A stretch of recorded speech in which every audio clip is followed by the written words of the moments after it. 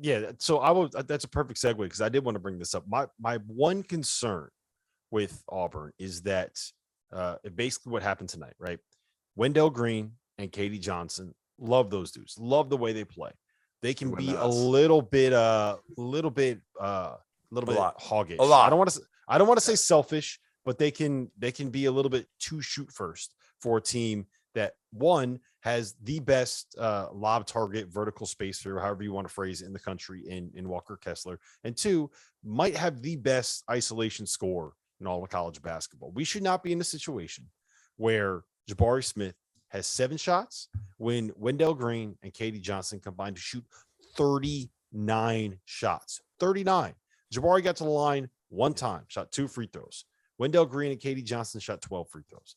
They shot 16 threes. They were 4 for 16 from 3. That just, to me, that is the biggest concern, is that we may be in a situation in March where you come down to a close game and Jeff, you can't get the ball to your best player. I know Wendell Green made that big shot tonight, but ultimately he has come down to earth, guys. He has come down to earth over the last 7 or 8 games and is not shooting efficiently and is not scoring it efficiently. Now, again, that's my biggest concern with this Auburn team is, if your point guard goes 2 for 14 in a game, and again, Jabari's not getting 15 shots, which he should be getting. Every game. Yep. Every game. That's your job. And again, he was the only point guard out there. Zep Jasper didn't play today. So this was Wendell Green running the team today.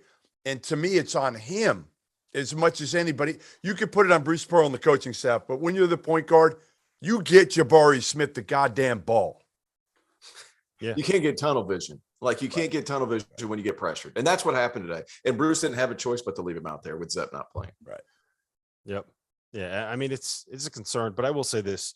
Jabari did start 1 for 6, and he did look a little bit tentative. And I do think that there is something to say for whether or not that is something that we should keep an eye out for in terms of his draft status, what it could end up being at the next level. But that's probably a different conversation to have. All right.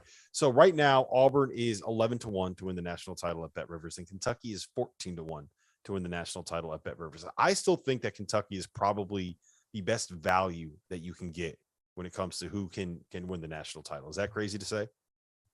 No, not at all. Not at all. I love that, in fact, because again, what'd you say? Gonzaga is 6.5-1? Yep, 6.5-1. Yeah, I love Kentucky right now.